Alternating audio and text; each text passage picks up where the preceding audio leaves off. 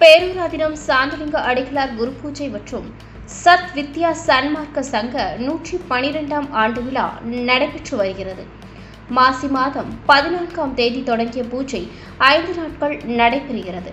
கடந்த 2 நாட்களாக வெகு விமர்சையாக விழா நடந்தேறிய நிலையில் 3ஆம் ஆண்டு நாளான இன்று ஞானாம்பிகை பதின்மப்பள்ளி திலகவதியார் மாணாக்கர் அருள்நெறி மன்ற 49ஆம் ஆண்டு விழா நடைபெற்றது.